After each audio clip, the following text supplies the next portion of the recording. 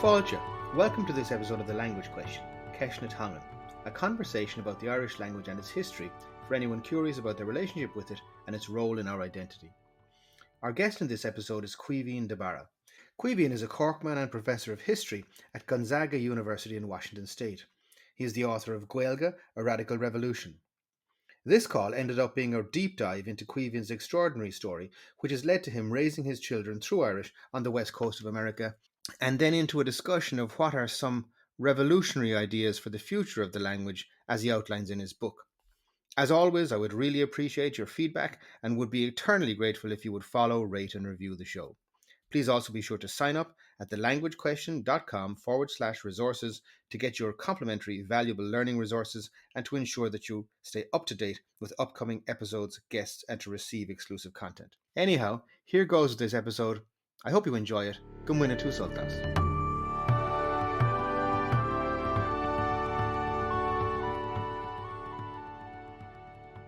Caoimhín De Barra is Associate Professor of History at Gonzaga University in Washington State. Originally from Blarney, County Cork, he is a passionate supporter of the Irish language and advocate for its revival. He is the author of The Coming of the Celts, AD 1860, Celtic Nationalism in Wales and Ireland, and Gaeilge, A Radical Revolution.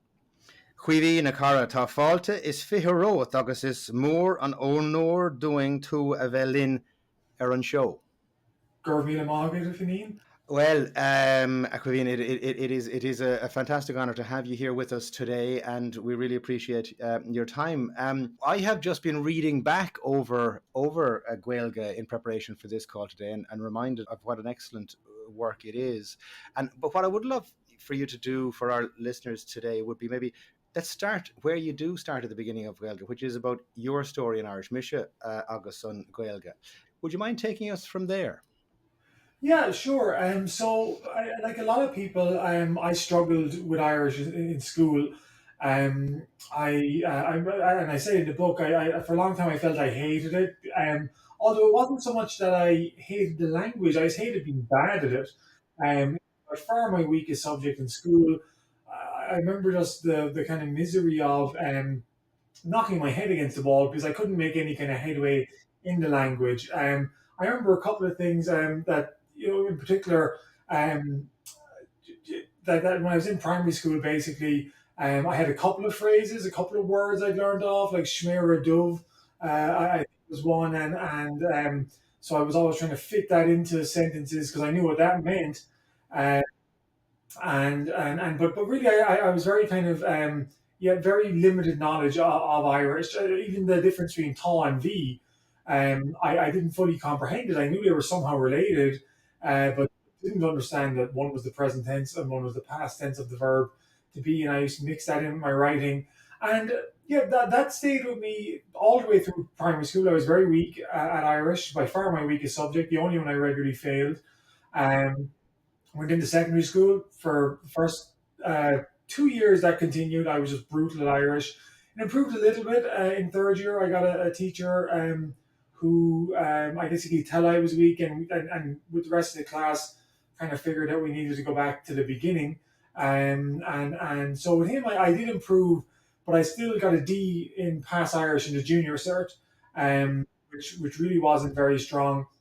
And I was placed in the weakest class for Leaving Cert. But that is when I got a new Irish teacher. And for those who went to Christian Brothers College, a woman whose reputation precedes her, Miss Anne Barry Murphy. She's actually mostly known as a maths teacher in Christians. And she's also known as let's just say, a stern taskmaster. And at first I was like, oh my God, my worst subject and the worst teacher, because I had her for a little bit for maths before, and it was not a pleasant relationship for either of us.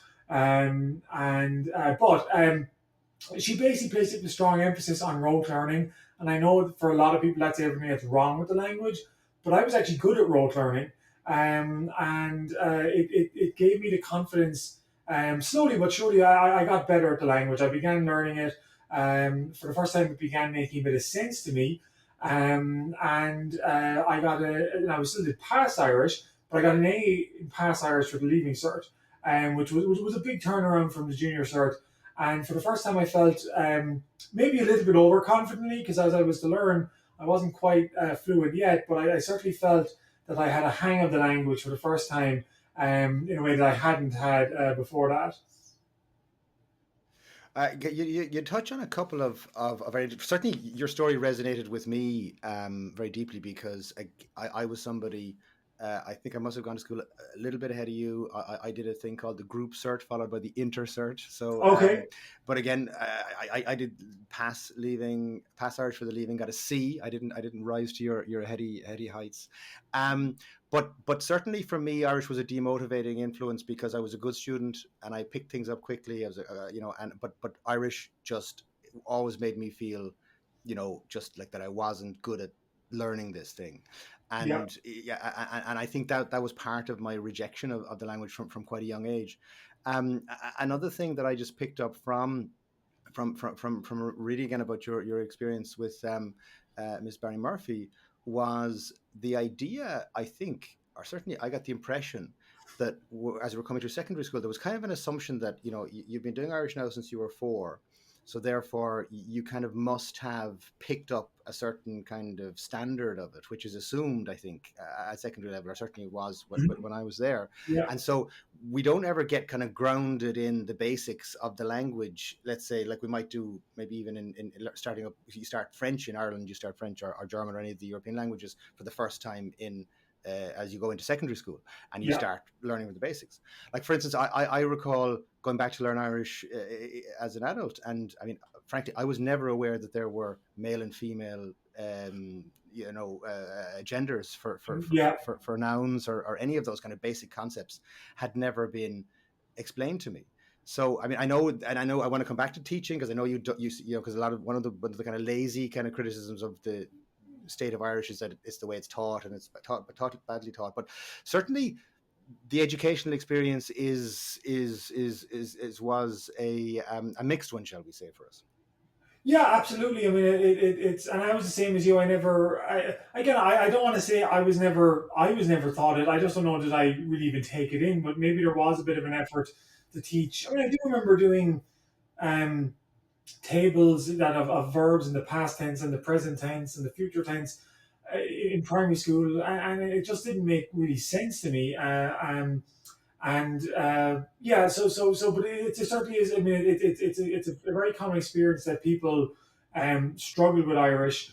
And I'm not saying that there isn't bad Irish teaching and bad Irish teachers. There certainly are.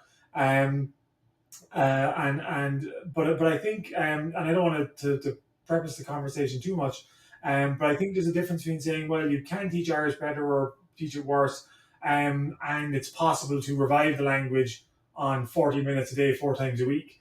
No matter how good a teacher you have, that's what's kind of unlikely to happen. But that's not to say there can't be improvements in how Irish is taught. My understanding is that in the present time, there is a bit more of that kind of assumption in secondary school that the students are. I mean, I remember actually walking through Cork a few years ago now, 3 or 4 years ago, and I picked up an Irish textbook for secondary school, I assume first or second year, and it actually looked an awful lot like the French and German books, that it was kind of starting from the beginning and how do you say this and how do you say that. So I think there has been a shift. Towards a more kind of, I guess, an assumption of students not really having all that much Irish from primary school and beginning again in secondary school. Sure, but let's just go back to your particular experience because I think it's very instructive and well, it's fascinating, really. But I mean, you got to the point of, okay, so you had, let's say, a negative experience up to around third year, which I think for listeners would be around possibly maybe kind of 13, 14, that kind of age. And then you had some positive experiences which changed your attitude to the language, or certainly your experience of learning it. But then you came to the leaving certificate, which is the kind of exit exam for secondary school here, and you got an A at the ordinary level, which was a considerable achievement given where you were coming from in terms of the base a couple of years before. But I mean, so for most people, that's the end. and you say, fine, okay, I had that done, and whatever your feeling of accomplishment or otherwise about the achievement, I mean, you're finished studying Irish. But what motivated you to continue? Yeah, so I actually did. I remember looking into. I did arts in UCC, and for a time I was looking into. Oh, can I continue art? We had to have honors Irish to do Irish as a subject for an arts degree. So I kind of ruled that out. But there was a class, an intermediate or a voluntary class you could do in UCC. It was once a week, a conversational class, and I signed up for that. And yeah, and actually, and this is the difference, of course, because I mostly learned when I got an A in Irish. I was much better at reading and writing than speaking. So the conversation class was actually a struggle for me. So I did it for a year. I did. I mean, it was partly they motivated you partly by they took your money at the beginning and they said we'll give it back to you at the end, or give you back 80% if you attend all the classes, or maybe give you back all the money if you attend 80% of the classes. Makes a bit more sense. And so I guess I was tied to that class because I had kind of money invested in it. But after that, then I said, well, I was busy. I was playing rugby. I was working. I was doing other things. So I kind of put it down. Um, I remember again, I always kind of thought, and in some ways the memory kind of faded then. And I was, oh, well, yeah, I have a reasonable standard of spoken Irish. Um, in third year, I was looking to join some new clubs, and I joined. I've forgotten the name of it now, but the kind of the Irish Language Actors Association inside in UCC. And I went into the first meeting of that, and almost didn't understand a single word that was said. And again, so sometimes you kind of delude yourself that you have a better standard of Irish or any language actually than you do. And once I kind of I went to one meeting of this society, realized I couldn't speak a word of really couldn't speak a word of it. Um, and that was that. And but there was a couple of things. It was around in third year. I also met someone who knew someone who his father had. So the story went at least. His father, sorry, had come over to Ireland from England. He had got a job in UCC teaching maths, and he began raising his children entirely through Irish. And I was always kind of inspired by that story, and I always thought I would come back to Irish, and hadn't really kind of done so. Then I came to the States in 2006. I was 22 years old. I brought my Teacher's Life Irish book with me because I'd always planned to go back and kind of, reestablish a connection with the language. But I never really, up until that point, found a good time to do it. I went to my first rugby practice. So I played rugby all through school and college, and actually until I was in my mid 30s. I went to rugby practice at UCC, and sorry, not UCC, at University of Delaware. And my very first training session, a fella came out and he was wearing a t-shirt and it said, "Má tá tú nán é seo a léamh rachami le lí le chéile." And at the time, he's like, "Oh, watching my t-shirt, can you read this?" And I couldn't read it. I didn't know what it meant. And I was just so embarrassed by that. And afterwards, of course, it turns out it meant if you can read this t-shirt, we should sleep together. And so maybe it's a good thing I couldn't read it at the Yeah. time. But that was really a kind of kickstart. I mean, I'd come over, I had that kind of incident with Irish. I had another incident, another thing I couldn't read, a flag that was in Irish. And it kind of really got me thinking that, if you're ever going to learn this language, you really need to make an effort now. And so I sat down with the Irish book. I really kind of went through that a few times, first of all. But essentially, what I did was I found that you need to build some Irish into your daily life. And that's when you're walking somewhere, you're thinking, you're literally kind of thinking, well, how would I say this in Irish if I were having a conversation now? You're watching some TV, you're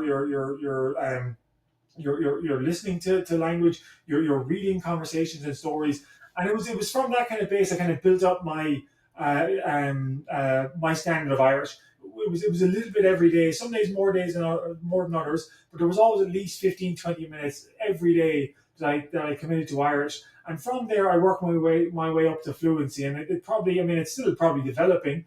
Obviously, I'm never going to be as fluent in Irish as I am in English. My English will always be stronger, but I do have a good standard of Irish now.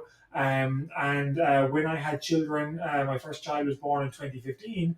Kind of inspired by that story I'd heard before about the guy who came over and taught his children to speak or spoke nothing but Irish to them. I now speak only Irish to my children, my three children.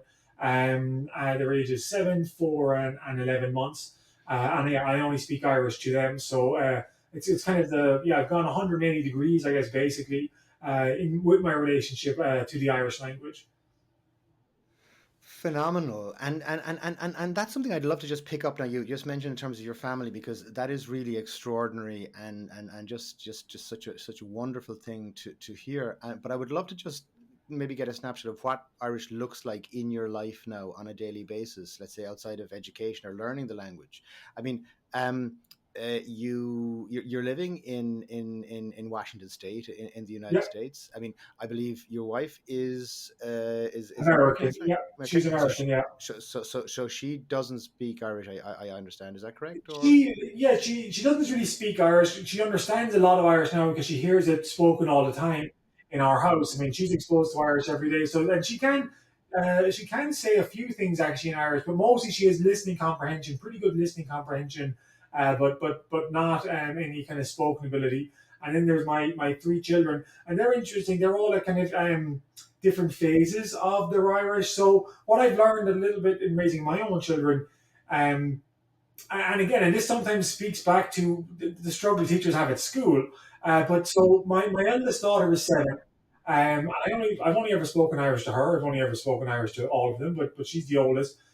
She really didn't start to speak back in Irish to me until she was about 4. It was everything. I would say everything in Irish. She would understand everything in Irish, but she would respond almost exclusively in English. And for a long time, I thought like, oh well, I guess that's it. She's just going to speak in English, and that's it. And I always insisted, no, you can say this in Irish. What's that? What's that?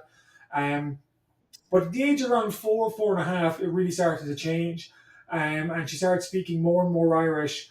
And nowadays, it kind of it flows a little bit in terms of some days she speaks a bit more English, some days she speaks a bit more Irish. But I would say 80% of what she says to me now, and actually I think when we last spoke, for I was saying 70%. I would say it's as high as 80% now. She speaks to me in Irish. Um, and the rest of the time she'll speak some English as well.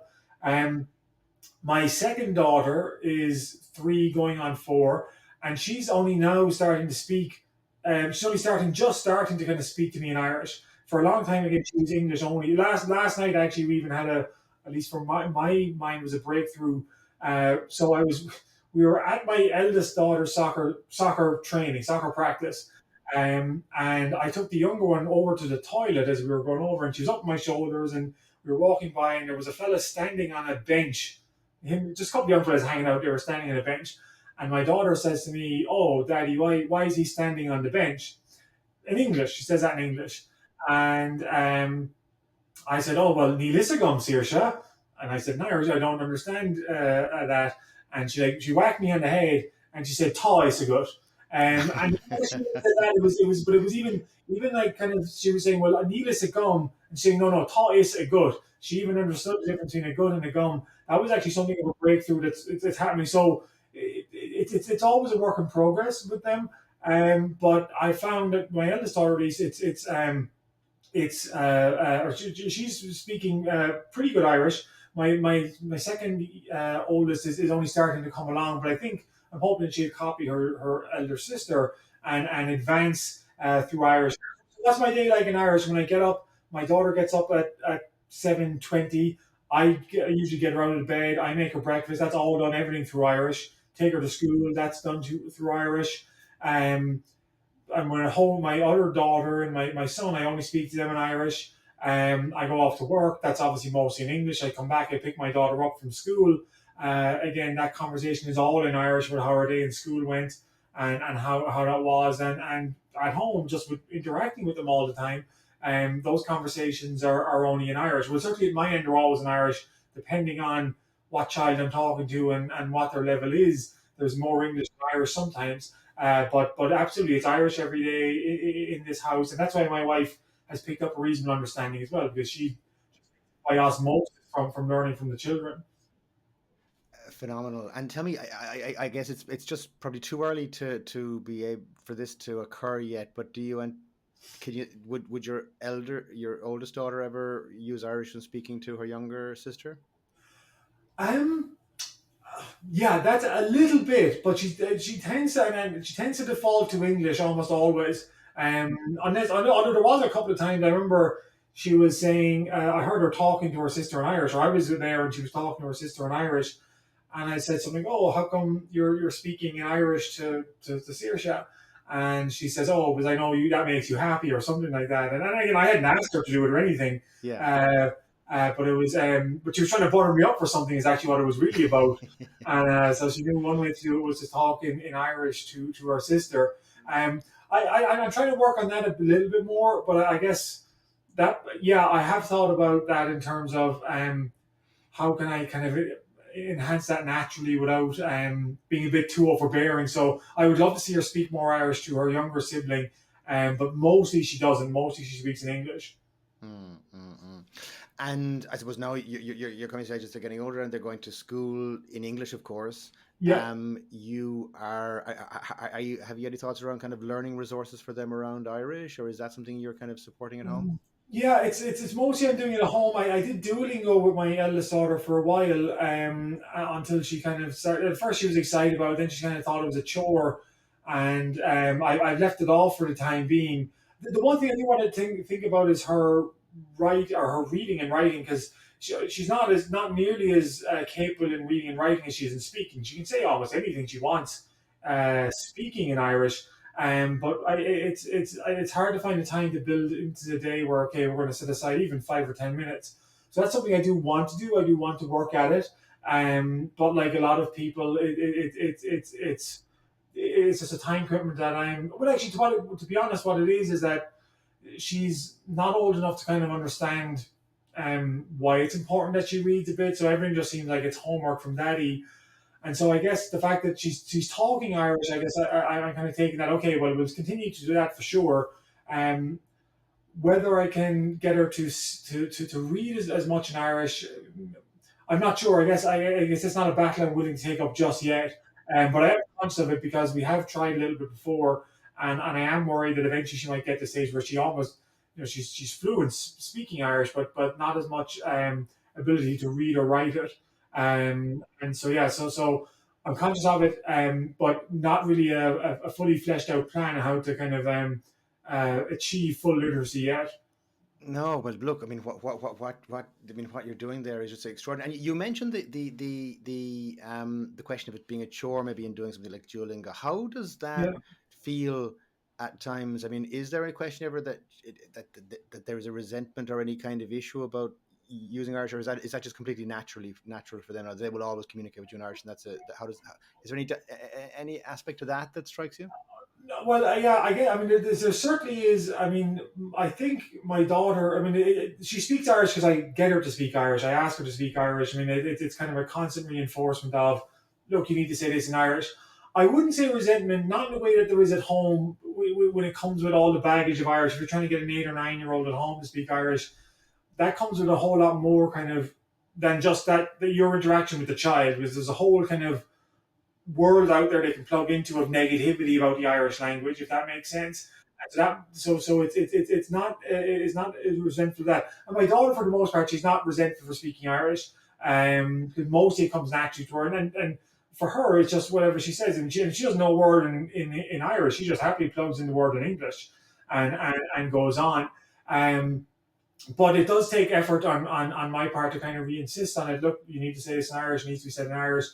If I didn't do that, I do think she would, a bit over time, evolve to mostly speaking English. And that's kind of the challenge of the language, is that on the one hand, people who want to revive it say, okay, we want to revive it, but we don't ever want there to be compulsion. And it's like, that's the issue, is that there has to be some kind of compulsion to learn it. And I know people don't like using a word like compulsion, and I'm kind of using that, if I can, in the non-pejorative sense, if that's possible. But it is. It's very difficult to create a second language in an environment when everyone already else speaks a first language without some level of compulsion. Yeah, I mean, and we're going to come back to this hopefully, or something that I certainly had made a note of when I was thinking about this conversation. I mean, I think one of the biggest challenges Irish faces is it's up against English. I mean, it's just such a huge international language. But just if we could just just pause there for a second, Caoimhín, and I mean, just reflect on what you have done. I think from having come from, you know, um, a negative experience of the language at school to then having, made a huge commitment personally in terms of your efforts to learn the language independently outside of school, and then what you're doing now with your family, which is just such a wonderful thing to see. Can I ask you, what is your Irish why? What's your why in relation to the language? What because it must require a huge amount of motivation to have done all of the hard work that you have done now. And I think this is the thing that comes across in your book, that it does require work, and there's, that has to be kind of faced up to, I think, Mhm. by anyone doing it. But there's got to be a kind of a deep, meaning for you behind that. Would you mind sharing with us why does this matter to you so much? Yeah, that's a really great question. And on the one hand, it's why am I kind of so passionate about Irish? It almost reminds me of Edmund Hillary's response to, he said, "Well, why do you want to climb Everest? Because it's there, because the Irish language is there, and it's an important part of our identity." And if and again, it's something I did obviously when I was younger. I didn't necessarily kind of live by, but it's and it's very difficult to articulate in some ways. But I guess I feel this kind of connection with the past, that if I were to, kind of stop speaking Irish, um, something, and I'm speaking on a person level, some connection with our past would be lost, and it wouldn't be kind of possible to revive it again, or at least not in my kind of household anyway. Um, and I guess, yeah, it's that, maybe that seems just a bit simplistic. Maybe that just seems like, oh, he's. I suppose like I take pride in our Irish identity in general. It's something that's always kind of. I've always grew up in a household that was proud to be Irish in every kind of sense of the word. Um, and especially when I live abroad now as well. I mean, I mean, I'm not at home in Ireland on a regular basis. Once a year maybe, if I'm lucky.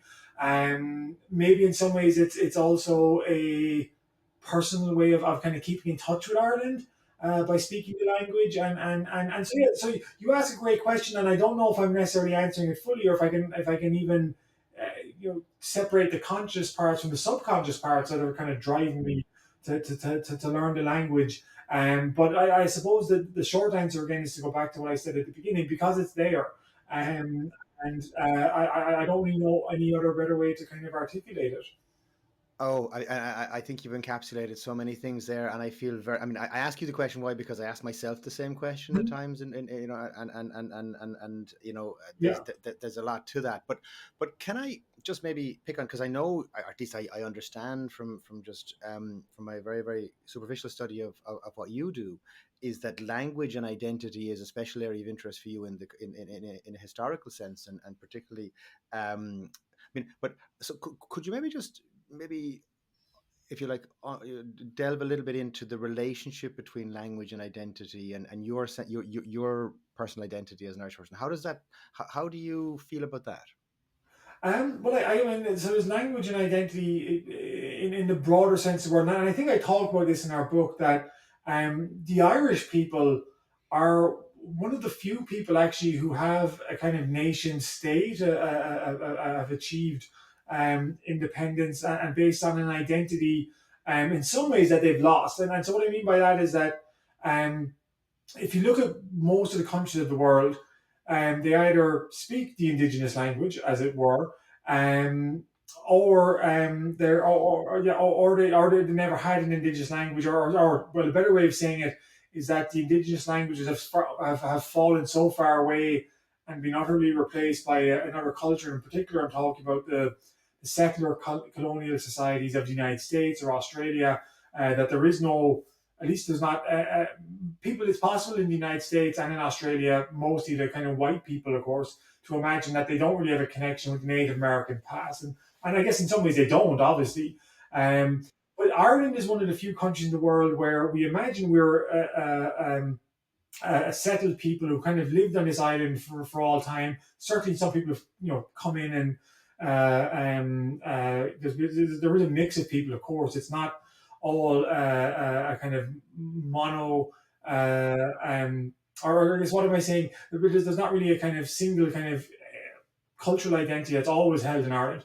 But it's possible to imagine a continuous Irish past in a way that's not for Australia or America. But we're one of the few people that has that kind of that same sense of identity, and that's what kind of identity is that national identity, nationalism, the sense that you're part of a people passing down through time, and even if you have you kind of play your part for a bit and then you die, but the nation goes on. The nation, like as Irish people, we like to imagine, broadly speaking, we're the same nation that existed during St. Patrick's time, or existed during Brian Boru's time, or existed during the time of A. O'Neill and the flight of the Earls. Um, we're not necessarily, but that's what we like to imagine. But we're one of the few that actually lost the language that was used in the time of St. Patrick or Brian Boru or A. O'Neill. And that's where there's kind of a cultural um, separation or kind of there's a sense of a sharp break with the past that most other countries don't actually have to deal with, for better or worse. And that's where I feel that the Irish language kind of fits in that sense, that it gives us this sense of belonging to this kind of very old culture that's lived on the western fringes of Europe for millennia. Um, and that's why the kind of the language is kind of worth fighting for, at least in my opinion, is worth fighting for as well. So that's when I say your relationship with the national identity, that's kind of the connection, not just the Irish people of today, of course, but it's also this kind of more continuous story of the Irish nation as it kind of progresses through time. And yeah, so I guess that would I guess be a summary, I guess, of my own relationship with a wider kind of Irish identity. Yeah, no, I could completely relate to that. I mean, because it seems to me that there is this this this this disconnect that we have experienced, that we cannot participate in our own culture Mhm. directly other than through translation for the most. I mean, I find when I go back to Irish poetry and early writing, I mean, I'm it's like I'm a stranger to this culture. Mhm. Yeah, and I think that I mean that's something that you certainly, if you read even the work of like Peg Sayers or Muir Sholira, who were only writing like a century ago. I mean, not even that long ago, but they're I mean, it's partly describing their world as well. I mean, they're living out on the edge of the Western Ireland. They're kind of scrambling to live off of the sea. So it's partly kind of not just changing the language, of course, changing in the wider culture as well, because they're fishermen and they're living by kind of subsistence existence. But yeah, absolutely, this kind of sense of loss we feel when you read some people who write in Irish and it is a sense of there's something missing. There's something a disconnect that's happened because of this transition in language from Irish to English. And it's a it's very difficult to kind of to sum up exactly what it means. But I sort of experienced the same thing as you have in having this profound sense of loss at times in reading older Irish literature and kind of sensing, yeah, that's a world which no longer exists. Of course, it's not just, as I say, it's also the wider world in which it's taking place, not just the language itself has kind of gone, but I guess it's we fixate most with the language because it's the most obvious sign of change from the past. Well, completely. But I mean, if we think about it in the context of the English language, for instance, I know a lot of people would maybe struggle with reading certain passages of Shakespeare or Elizabethan English, but by the same token, I think almost anybody with maybe a secondary education is going to be able to read Shakespeare's sonnets and understand, broadly speaking, what they mean. And there's so many aspects of that culture then that is, that literature that has come into the culture, and it's an integral part of the way we think about ourselves and our world, and how we describe everything that happens around us.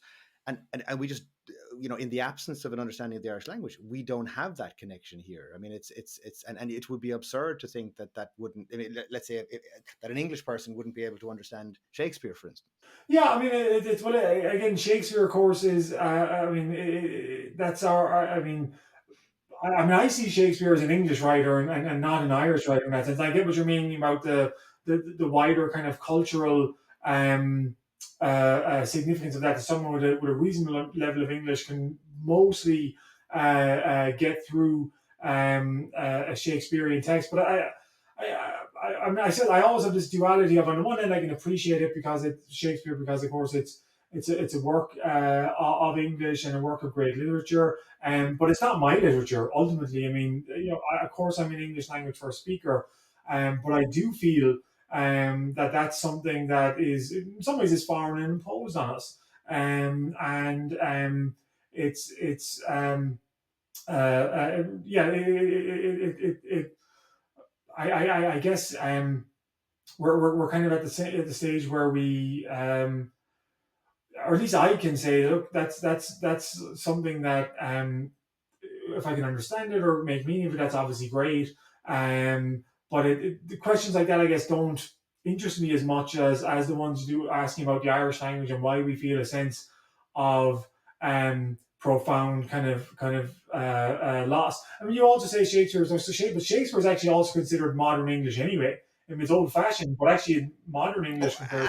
And again, the only comparison I'm drawing is that I'm saying, like, let's say an English person living in England who speaks English. For them, they have this connection with Shakespearean English, the Shakespearean culture, and all of that. Whereas an Irish person living in Ireland, for the most part, unless they have become fluent in Irish and are able, they just do not have that direct connection. They're going to have to depend on translation to be able to understand what is part of their, cultural continuity of their cultural identity and heritage. But I suppose I want to kind of come back to that, because there's a very interesting aspect of that you talk about in the book. But one of the things, I mean, we can talk about the history of the language and how it came to be supplanted and all of that and the state of it now. But one thing that I wanted to maybe, that when I was going back again over your book in preparation for this call, there was one thing that you specifically mentioned in a chapter in the book about the hatred of Irish. And I think that's very, very interesting, because that is certainly there for a lot of Irish people. And would you mind just first of all explaining your take on that, and maybe we could just discuss where we go from there. Yeah, well, actually, and in the book I talked about, there was a fella, and I've forgotten his name now. What was his? Yeah, it was this poster, this online poster, who was kind of contributing to all these forums about anytime the Irish language was kind of mentioned, he always said, well, it's not our language, it's not our kind of culture, or whatever it was, and it was almost kind of maniacal in his kind of his insistence that this isn't the real Irish language, or not the real Irish language. This isn't kind of really relevant to us in the 21st century. Essentially, is what he was saying. And it was only when I kind of thought about it, I realized, like, well, there's obviously a kind of mania behind this guy posting, that it's not just enough to say, like, well, look, I'm not interested in Irish, who cares? There was this obsession with trying to convince other people of the kind of his arguments were kind of were right, and eventually got me to realize, well, yeah, there's, in the same way that some of us certainly love Irish, and myself and Flora, I think, are two good examples of that. There's a kind of flip side to it, with people who are kind of motivated by very irrational hatred of the Irish language as well, and that is something I talk about in my book on great depth, because it's whenever someone writes about the Irish language in a newspaper, you'll always get people who come along and say, like, oh, well, but that's I'm no less an Irish person for not speaking Irish. And I'm always wondering, but who said you were? No one ever said you were. And in some ways, it kind of reveals the subconscious thinking of these people, that actually they're concerned that they are less Irish. And this kind of projects itself out by saying, well, I'm not less Irish for not speaking Irish. No one ever said you were. And yet people constantly feel the need to kind of to bring it up anyway. So yeah, there's a couple of kind of different factors at play. One is our relationship with. I mean, often Ireland was obviously colonized by the English, and to make a very long story short, the in order to kind of dispossess the Gaels of the land, you had to convince yourself that the Gaels, the original people who inhabited Ireland, were barbaric, backward people, and everything about them was backward and barbaric, including their language. And you see this, I give some examples in the book, but you see this progressing down through the centuries of this constant insistence that Irish or Gaelic or whatever it is backwards, is kind of barbaric, and that doesn't stop in 1922. You simply can't just end colonization, and if it, for the 26 counties at least, and think those attitudes are not going to disappear. And you see them kind of replicated um, in all ways, even after independence is achieved. I mean, I think after there was a meeting of I've forgotten the name of the organization exactly, but basically said, well, there's too much time being spent on school in Irish in school, and that's holding everything back. And again, it comes across as a rational kind of analysis of the Irish language. But that report was only, I think Irish had only been introduced a couple of years earlier into schools, and they were already saying, oh, well, there's clearly damage done and everything's held back. So it was never a rational conversation. It's presented as a rational conversation, but it's never an actual rational analysis of the facts. Instead, it's the use of rationality to cover up a more basic kind of bigotry, I guess, towards the Irish language. We also share, so there's the first thing, there's the fact that we were colonized and a language considered barbaric.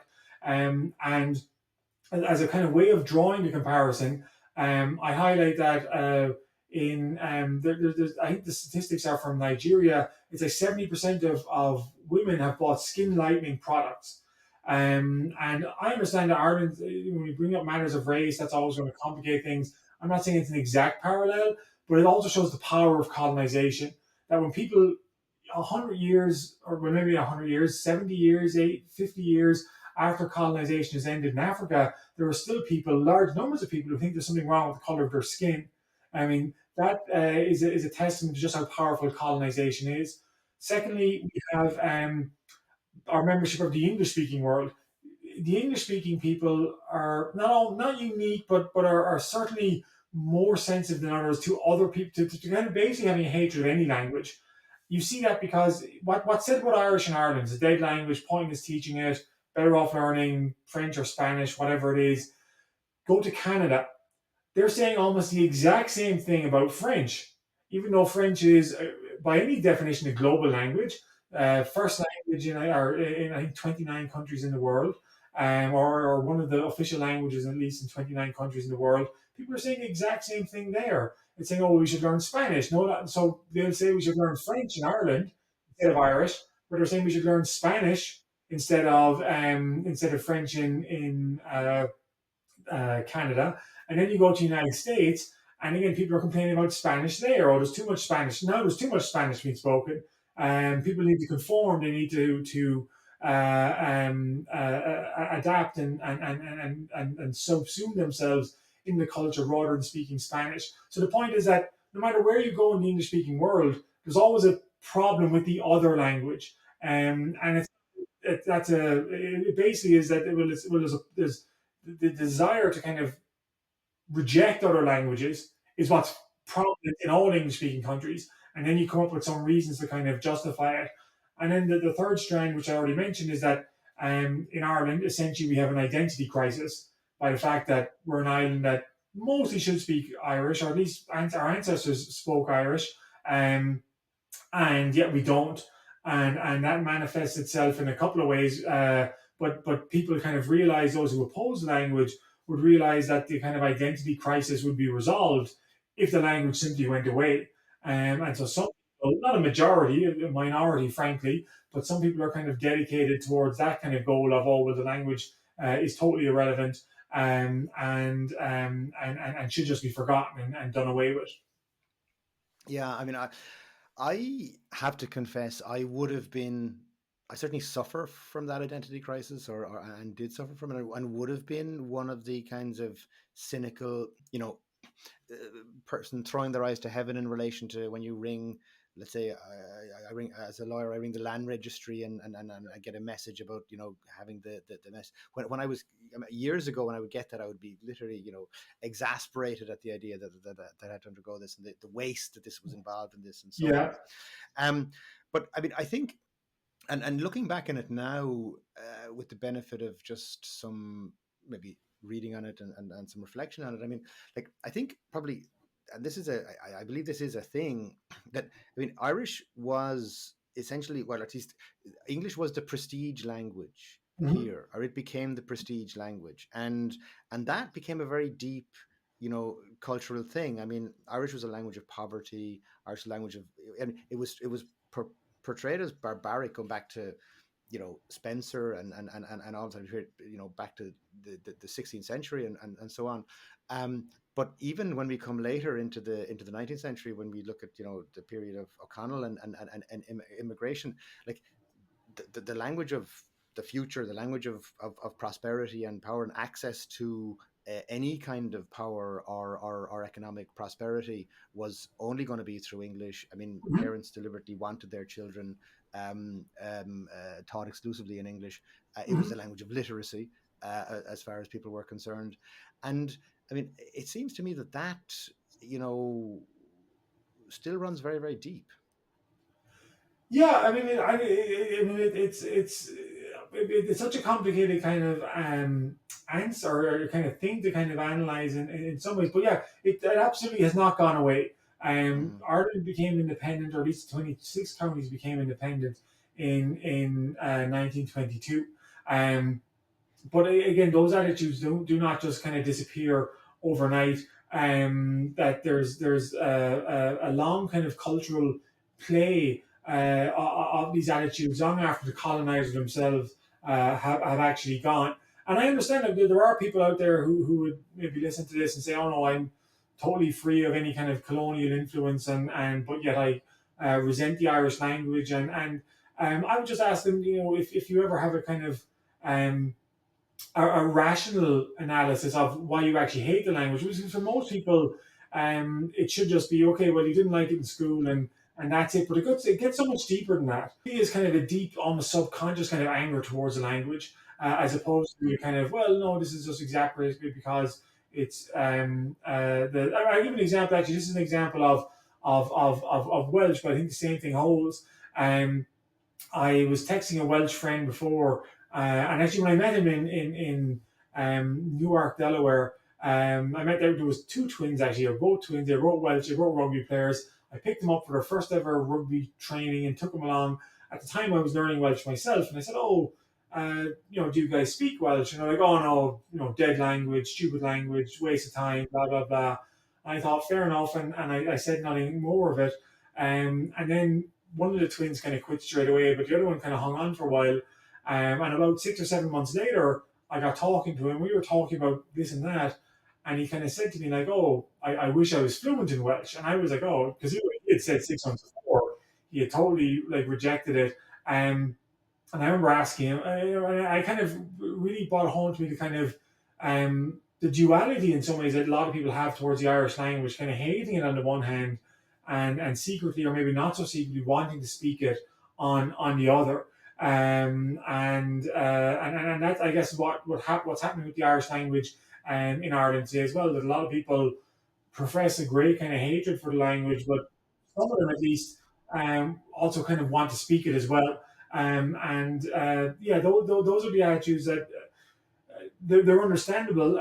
But I think the kind of those who kind of don't fully understand what the totality of colonization is about, um, don't kind of allow for the fact that these forces can still be at play long after the colonizer himself has gone home.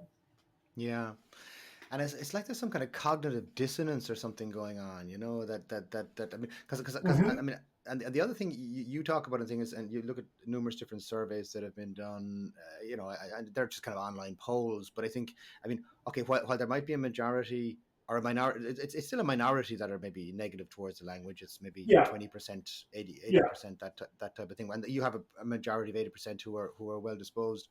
But even among the people who are well disposed, and I think part of the problem is, certainly my problem was before I started kind of re-engaging with the language, was precisely that. It was, I can't speak it, and I resent the fact that I can't speak it, and I do resent that I'm almost like this plastic patty because I can't speak it, and that somebody who can speak it is has got more kind of credentials as an Irish person than I do.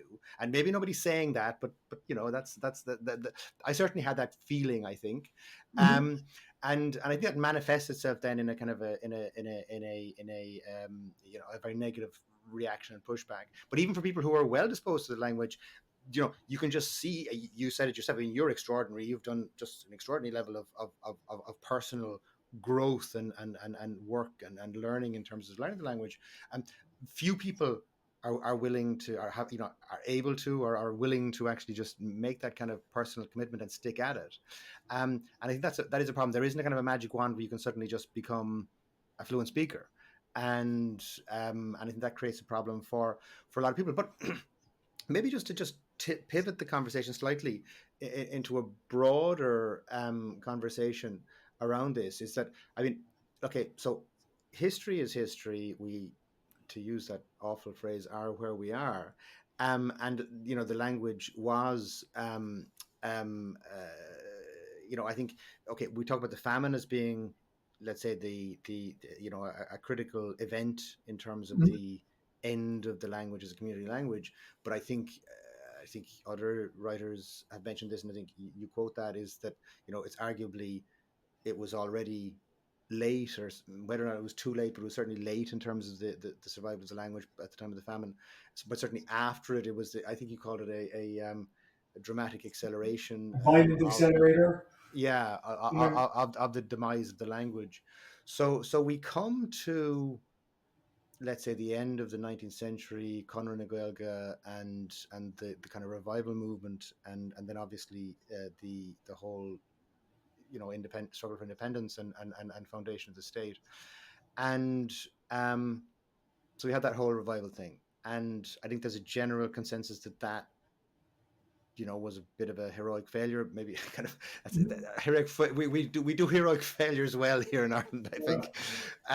But where, given that is the case, then what is the situation? What is your case for revival, or what are your thoughts around that now? Well, again, so I begin the book by saying there's two questions: should the Irish language be revived, and how can it be revived? And I just think it should be. I mean, I don't feel the need to justify myself more than that, because a lot of people have their mind made up about whether it should or it shouldn't. I don't think I could persuade anyone and it's funny. I read some reviews on the book, and there was some people saying like, "Oh well, even though he says the language should be revived, and he's not going to go on that road, he should still say something." And I was almost like, "Well, you want me to bash my head against the wall, even though I've already said it's pointless, even though it's not going to change anyone's mind." Um, but can the language be revived? I mean, that's a much more interesting question. And the broad answer is I think it can. I think firstly, if you look at the case of Hebrew, and that's actually a good example again of how everything kind of gets spun in Ireland. Hebrew was revived prior to the formation of the state of Israel, and we only to maybe we can unpack it a little later on, but it was revived essentially from no one speaking it. No one at all spoke the language. It had no role in daily communication.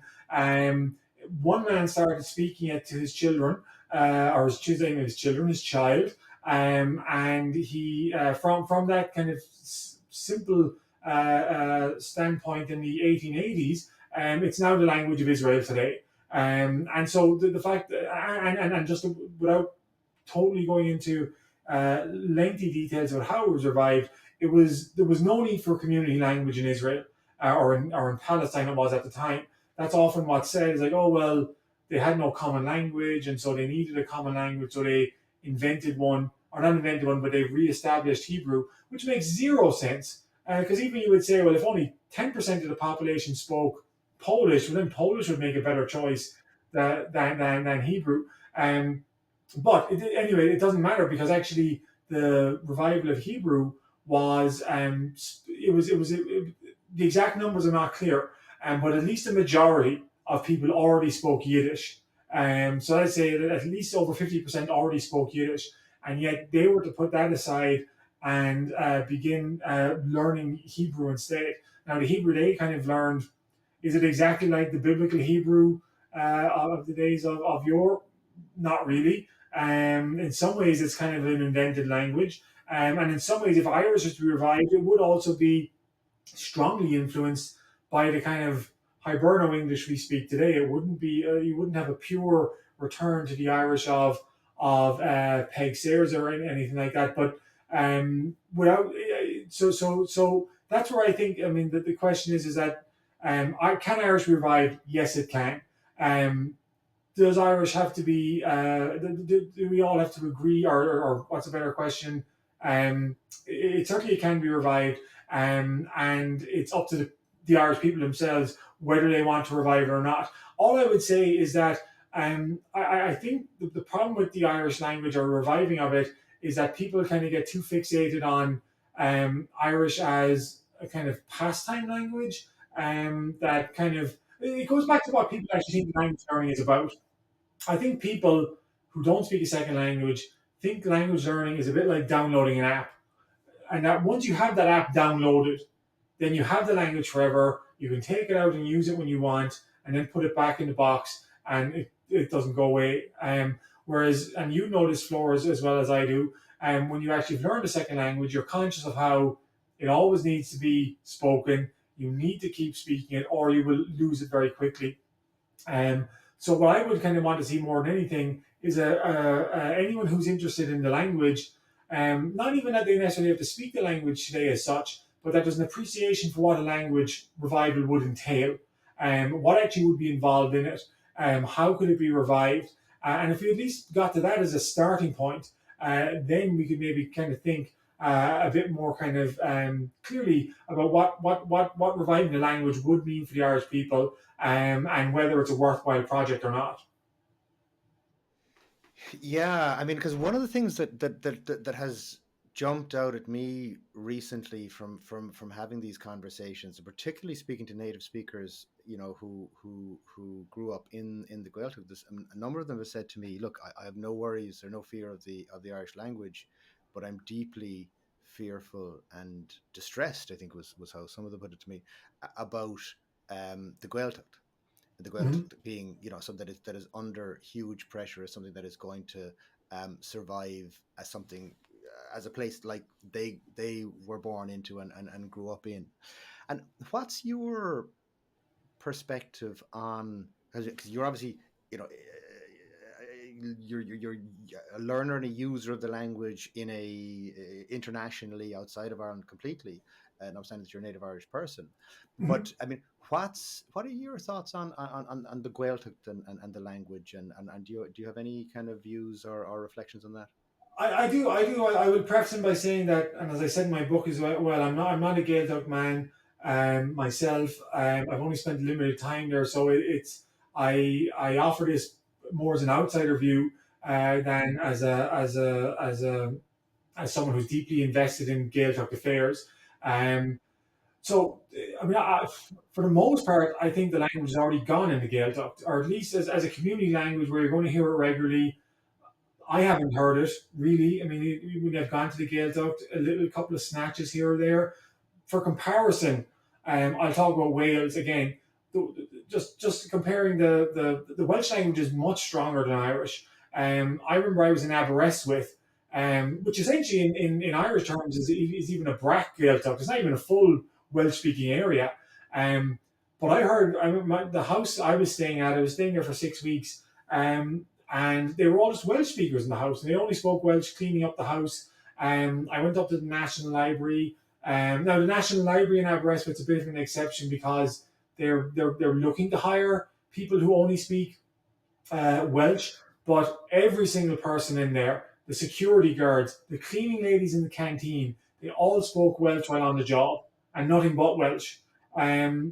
you would simply not get that situation anywhere in Ireland, where you'd have an entire. And again, Aberystwyth is in.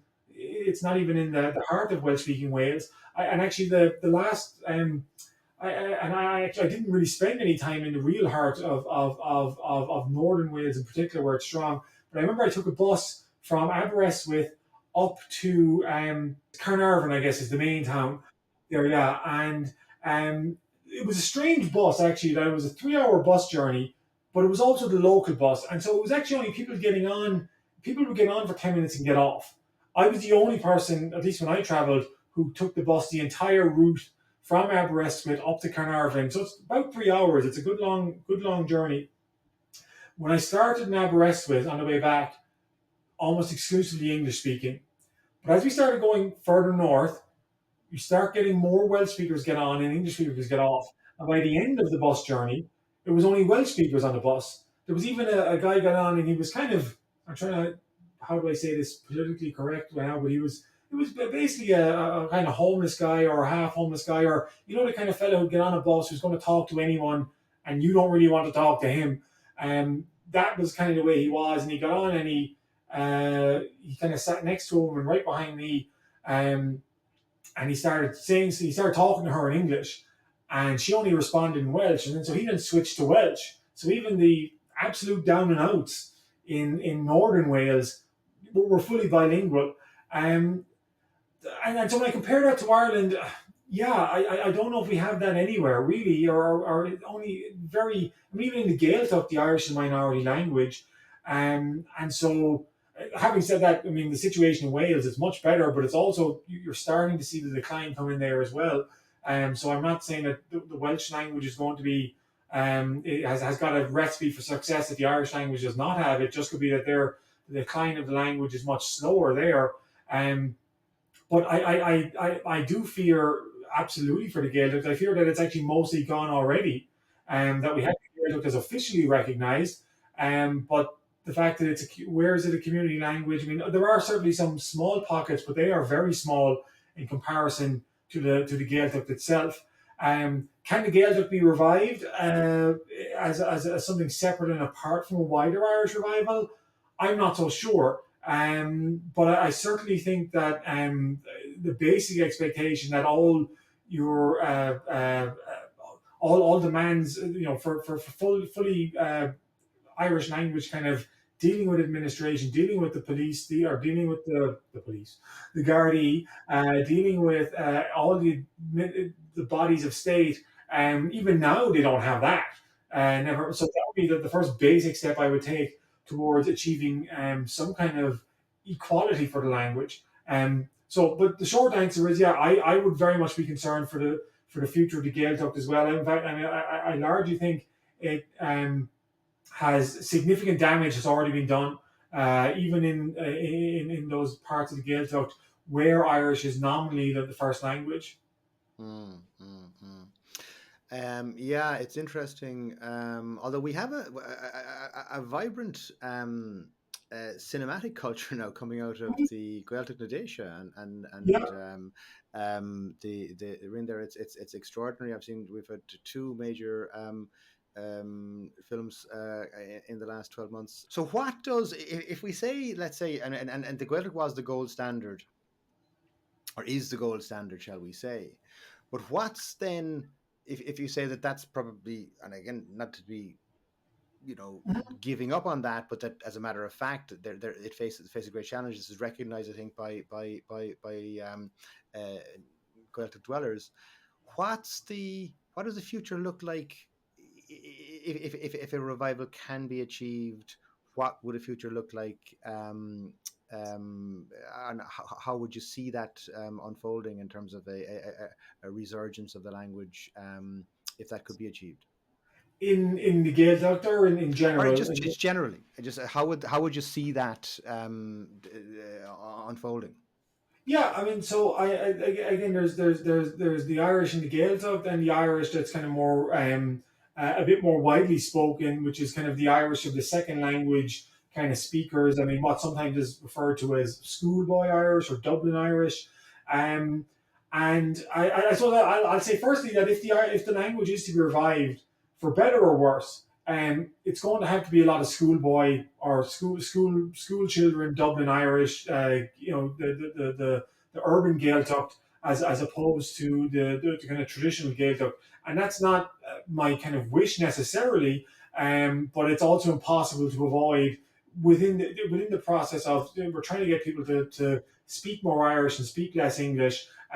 You're going to get a lot more of that kind of Irish spoken. And that was Tomás McSimone's book, when he talked the harp and the broken harp and the Irish language. And he had kind of lamented the fact that the Dublin Irish was gaining strength, and he kind of wanted this kind of older, pure form of Irish to be revived. Whereas I don't think that's necessarily possible. But if the Irish language to be revived, how is it to be revived? What's the secret? What's the magic sauce? Um, it goes back to what we said earlier on. You need to have an element in which learning Irish is kind of compulsory for some people at least. How would I revive the Irish language? Long story short, the Irish state employs 300,000 people. What I would do is over time, obviously you can't implement this straight away, but long story short, you would convert those 3,000 jobs to operating through Irish. Not that you have to pass a test to get a job, which was what it was back in the day, but rather you would, and again, I'll say a little bit in a second about how you do it, but you would find a way to convert all 3,000, 100,000 of those people towards Irish speakers, and that would create a kind of more natural environment for people to work in. Now, of course, people are going to hear this and say, well, that's complete lunacy. It can't be done. But it can be done if there's a mind put to it. How would I begin that process? Well, the first thing is I would do is, I'll preface this caveat by saying that the plan I'm going to talk about, if you were to kind of put this, or if you were to kind of implement this plan, you would first have to have maybe some consultative referendum, because there would have to be an effort in which Irish people are consulted. Look, what do you think? I wrote this book, and it was one of the people who really criticised the book, and they said it was an undemocratic idea, and I was like, well, whatever else about the plan, idiotic or dystopian or whatever she had said. I didn't say it was undemocratic, because I said you would literally have to have a referendum to consulting everyone first before you implement it. So whatever else is wrong with it, it's not undemocratic. But you would basically implement the system and say that, okay, starting in 20 or 25 years, the state is going to only start employing people who have been educated through Irish, and that is a way to and again to incentivize not just people who are educated in primary school through Irish, but also educated through secondary school Irish as well. So let's say 25 years, the state is going to only start hiring people who've been educated through Irish. That would then put an emphasis on people who are interested in becoming involved in the state, sending their children to primary school and then secondary school. Also, we would like to see, eventually an Irish language university be created as well, because that's actually what happens. That the Irish language actually has gone backwards in some ways from before. There was a time when a reasonable number, I think about 20% of secondary school students were educated through Irish, and that's come way now, partly because you didn't have a majority of people who went to secondary school in the first place. But part of the reason it fell back was you were sending them to secondary school in Irish, and then they had to turn around and go to university in English. And that was kind of a lot of people eventually said, well, that doesn't necessarily make sense. But so you need an Irish language university eventually to kind of cater for that. And once you kind of start that as your building point, you can then take on more and more Irish people, Irish speakers who've been come up through the system. They've been educated through Irish. Again, initially you have to kind of compartmentalize and have a kind of a dual language identity. So people are hired, say new guards are hired, to the extent that you can at first, you would try and put guards of the same language ability in the same kind of area of operation. And eventually, and we're talking 100 or so years, you would have a situation where you have enough Irish speakers that the system would essentially work, that everyone would be able to kind of speak Irish, and that it would be kind of mandated in the job as well. You don't the kind of situation I gave in the book was, well, what does that look like for the ordinary Irish person? Um, and you have to have some level of consultation on this as well. But basically, I provided three scenarios where it's got to do with the courts. And the courts, this would be your area, Floor, in working with the courts.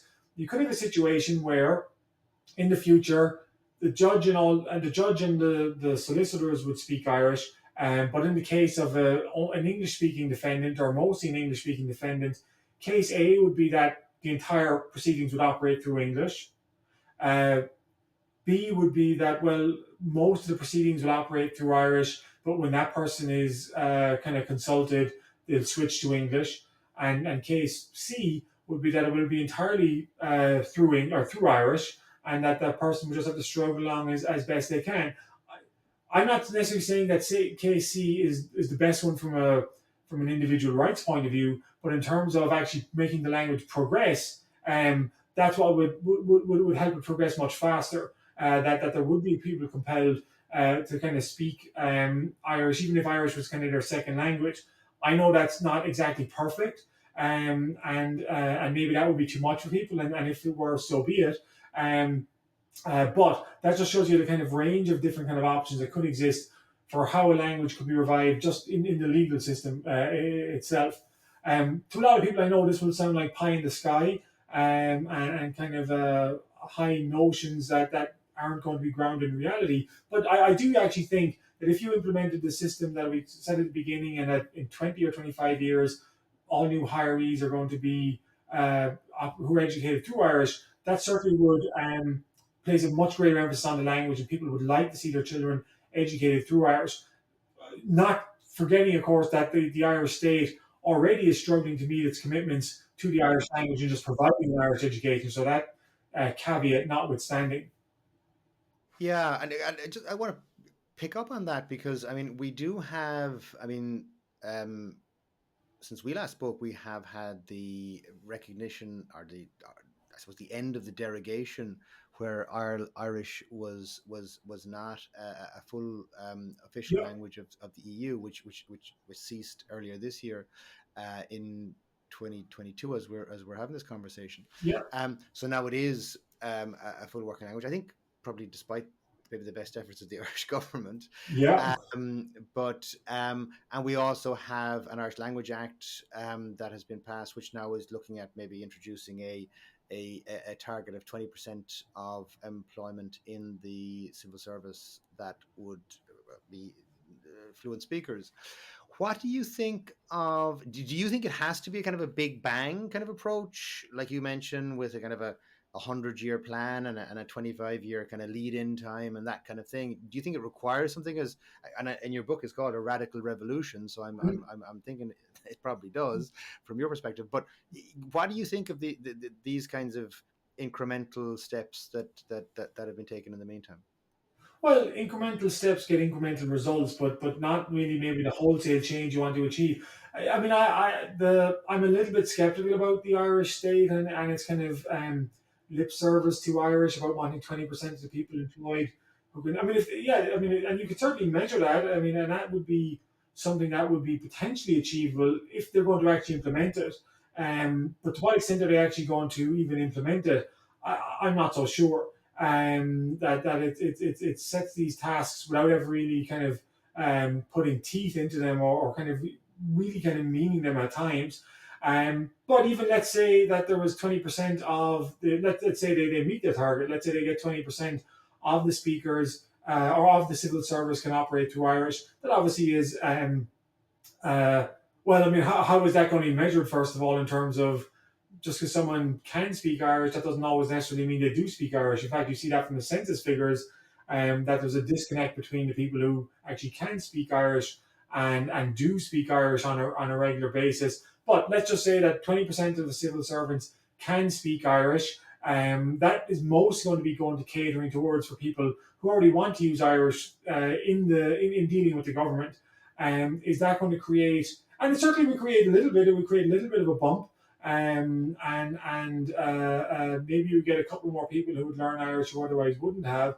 But is that going to create a wholesale change where the language is revived in any meaningful sense, and people are speaking it?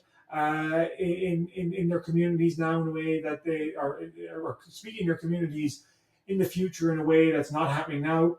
I don't think so. Mm, mm, mm. Um, it's also interesting. When I hear you speak about, because I mean, this idea, like if we're going to move in the direction that you're talking, I mean, we will have to have this kind of complete change, I think, in the nature of the language. I mean, a move away from the purest, um, the Canunti, and I suppose having native Mhm. speakers who are. And I see some people online at times that say, "Oh, well, you should only learn from a native speaker," and of course, the problem is there's so few native speakers that we don't, Yeah, we're going to have to learn from people who've learned the language as a second language, and I guess that is going to involve a kind of a whole evolution of the language, and whether it's into a Kaidan kind of led sort of, and if you're looking at maybe are the largest kind of communities now probably in Dublin and Belfast perhaps, in yeah. terms of where the language has evolved, and that's certainly going to be subject to change. I mean, there's the idea of the native speakers as being um, the purest of the pure. I mean, it's when you go. I mean, like anything, there's not simply, oh, well, you're either a pure native speaker or you're a Dublin Irish speaker, and there's nothing in between. I mean, a lot of people in the Gaeltacht, and I say this. I mean, I say this as a reference. It's just different from what I speak. But there's a divide also between the Dublin Irish speakers, and I include myself and yourself in that, floor as well, are the urban speakers or the second language speakers who oftentimes will only. So for example, when I've forgotten his name, but when he wrote a book himself about coming home to Irish a few years ago, and he talked about he was living in the Gaeltacht for a bit, and he talked about their comment there was, oh, those Dublin Irish speakers, they have a word for everything. They look up everything. They find that they don't have a term for it. They define a term for it. And so we're kind of purer than the pure, I guess, in that sense, in always having an Irish expression for everything. Whereas in the Gaelic, they oftentimes just use English words. I'm mostly saying that actually as an acknowledgement that is just different from what we're used to. I'm not saying that I'm a better speaker than they are because I don't really use any English words. But that's the thing, is like when people put the native speakers on the pedestal, what are they even talking about? I mean, at least Irish speakers I know in the Gaelic speak a fair bit of English mixed in with Irish. So yeah, I mean, it gets kind of echoing your point that if this native, I mean, there's because there are some Facebook groups for in particular where they say they go, no, it can only be native speakers, everything else is Berlicus, and to an extent, I agree with that. But it's also there's not really this vibrant native community out there, that's like exclusively yeah, that has managed all as a pure form of language, because even in the Gaeltacht, and especially amongst younger speakers in the Gaeltacht, the language is very much intermixed with English. And so I don't know what standard these people are even necessarily going for when they're saying you can only speak like a native Gaelic speaker. To bring it full circle here, and just to come back to, we started with your experience of learning the language, and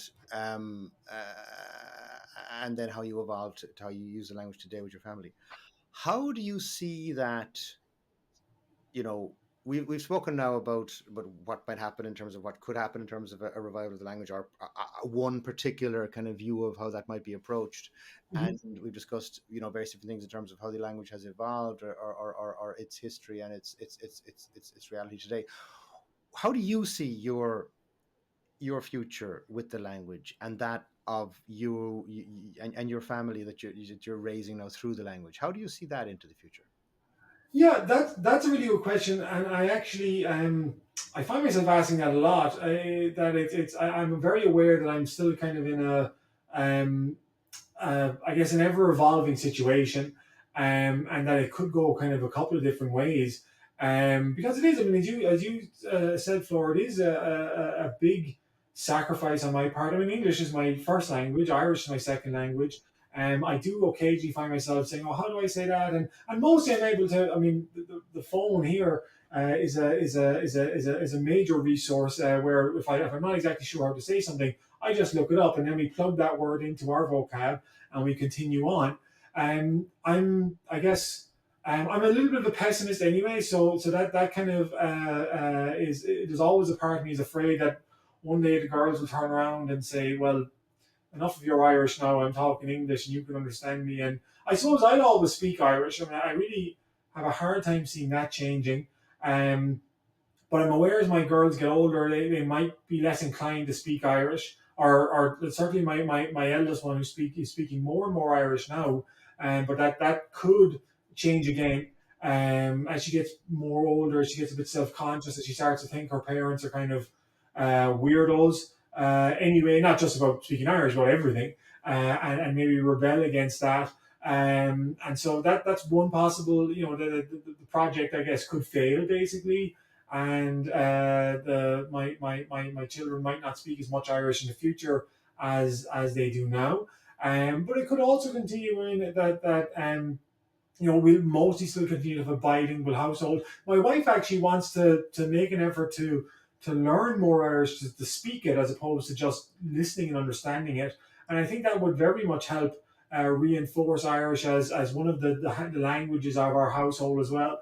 And whether she has time for that or not, I guess, will be a bit of a different story. But she is interested in learning a bit more Irish in order to communicate with us in Irish as well. So that's something that could happen as my daughters get older. I'm planning that when they turn as teenagers, I'm going to send them to the Gael College in Irish, the summer colleges in Irish, and I guess I'm hoping that they'll come back with a kind of an appreciation for the language and the fact that they can speak the language with some people their own age as well. It won't all be just my efforts to kind of promote it. I mean, you never know, and we also could end up back in Ireland.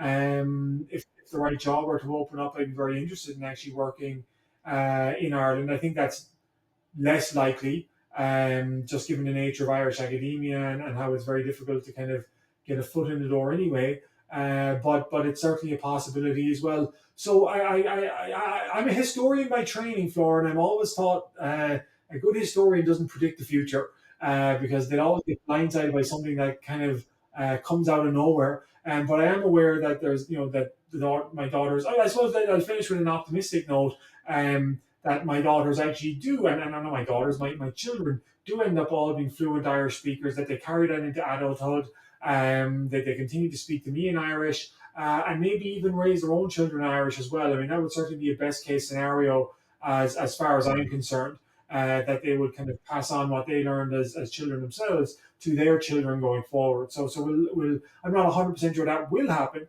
but as a best case scenario, hopefully there's a little Irish kind of stem that's been planted, and it'll kind of flourish a little bit more as time goes on. Wonderful. And tell me, just because I'm curious to know, outside of the family interaction, do you get an opportunity on any regular basis to use Irish, interact in Irish? Do you have relationships in Irish?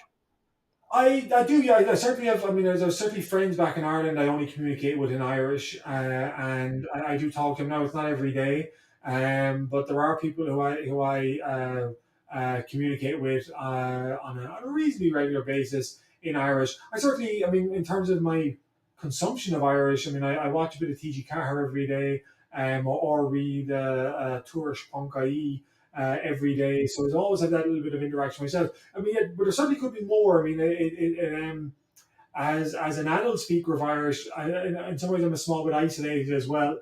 That I don't have I don't have someone who I interact with every day or nearly every day. It's more kind of sporadic than that. So certainly I would like to improve that situation as well if it's possible. But there is. I mean, I myself am consuming, and I use that word consciously, kind of choosing to watch either TG Carr. TG Carr is actually a great. My secret kind of guilty pleasure is Ross Naroon. I stick on Ross Naroon for 15 minutes every day, and the plot lines are a bit colourful, I guess we could say. We kind to them. They don't always make absolute sense, but it is certainly an example of a community speaking Irish, and that's something I'm able to plug into and kind of bring in some words from Ross Naroon into our household as well. And that's how I guess I'm continuing, because it's always a continuing improvement. Same for yourself, I guess, as a learner of the language as well. Well, yeah. I mean, I was actually very interested when I was reading your book again, recently, talking about you mentioning watching cartoons on TG Carr was one way I think in which you and you mentioned it. It only struck me when I read you saying it, but that I mean the language that's used in cartoons is obviously it's often much more like real, ordinary, everyday speech that we talked about, which you don't get in other learning resources a lot of the time. I don't think. Yeah, no, absolutely, it is. I learn languages, and like they're just speaking, and it's oftentimes as a learner as well. They're kind of little more basic sentences. I mean, I'm okay with the kind of more complex sentences now as well, but the cartoons are certainly an excellent resource on TG Carr, and yeah, the more of them, the better.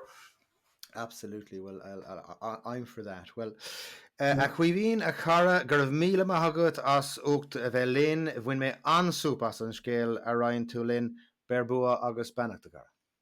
Gravila Margaret Floor. Thanks for listening. Gur bh míle maithagad as a bheith éisteacht. I hope you enjoyed this episode. I would really appreciate your feedback and would be eternally grateful if you would follow, rate, and review the show. Please also be sure to sign up at thelanguagequestion.com/resources to get your free valuable learning resources and to stay up to date with upcoming episodes, guests, and to receive exclusive content. Slán Tamil.